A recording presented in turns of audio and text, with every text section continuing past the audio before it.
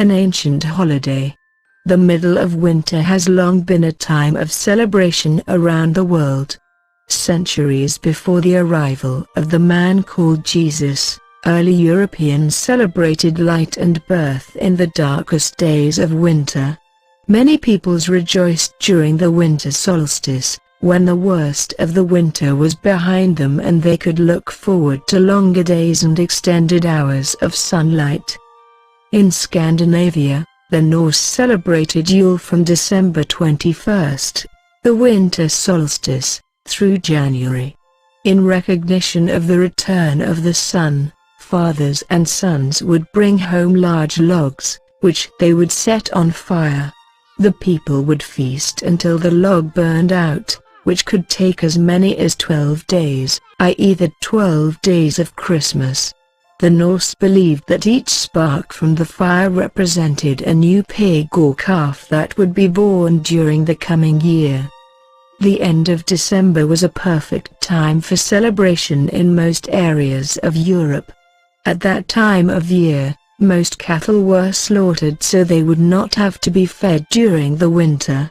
For many, it was the only time of year when they had a supply of fresh meat. In addition, most wine and beer made during the year was finely fermented and ready for drinking. In Germany, people honored the pagan god, Odin, during the midwinter holiday, Saturnalia. In Rome, where winters were not as harsh as those in the far north, Saturnalia, a holiday in honor of Saturn, the god of agriculture, was celebrated.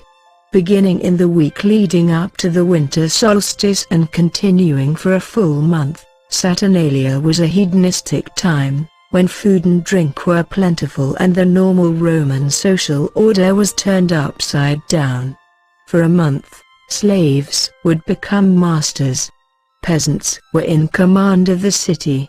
Business and schools were closed so that everyone could join in the fun. Christianity.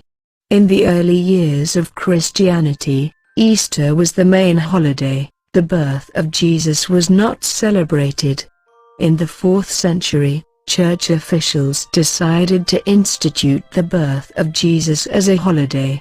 Unfortunately, the Bible does not mention date for his birth, although some evidence suggests that his birth may have occurred in the spring. Why would shepherds be herding in the middle of winter? Pope Julius I chose December 25th. It is commonly believed that the Church chose this date in an effort to adopt and absorb the traditions of the pagan Saturnalia festival. First called the Feast of the Nativity, the custom spread to Egypt by 432 and to England by the end of the 6th century. By the end of the 8th century, the celebration of Christmas had spread all the way to Scandinavia. Today, in the Greek and Russian Orthodox churches, Christmas is celebrated 13 days after the 25th, which is also referred to as the Epiphany or Three Kings Day.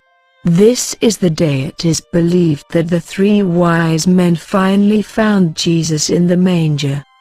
By holding Christmas at the same time as traditional winter solstice festivals, church leaders increased the chances that Christmas would be popularly embraced, but gave up the ability to dictate how it was celebrated.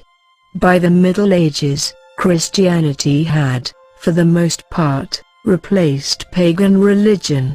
At Christmas, believers attended church, then celebrated raucously in a drunken, carnival-like atmosphere similar to today's Mardi Gras. Each year, a beggar or student would be crowned the Lord of Misrule and eager celebrants played the part of his subjects. The poor would go to the houses of the rich and demand their best food and drink. If owners failed to comply, their visitors would most likely terrorize them with mischief. Christmas became the time of year when the upper classes could repay their real or imagined debt to society by entertaining less fortunate citizens. Reinventing Christmas. It wasn't until the 19th century that Americans began to embrace Christmas. Americans reinvented Christmas, and changed it from a raucous carnival holiday into a family-centered day of peace and nostalgia. In 1819, best-selling author Washington Irving wrote the sketchbook of Geoffrey Crayon, Gent, a series of stories about the celebration of Christmas in an English manor house. The sketches feature a squire who invited the peasants into his home for the holiday. A Christmas Carol.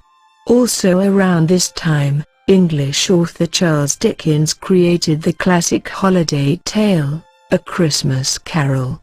The story's message, the importance of charity and goodwill towards all humankind, struck a powerful chord in the United States and England and showed members of Victorian society the benefits of celebrating the holiday. As Americans began to embrace Christmas as a perfect family holiday, old customs were unearthed. People looked toward recent immigrants and Catholic and Episcopalian churches to see how the day should be celebrated.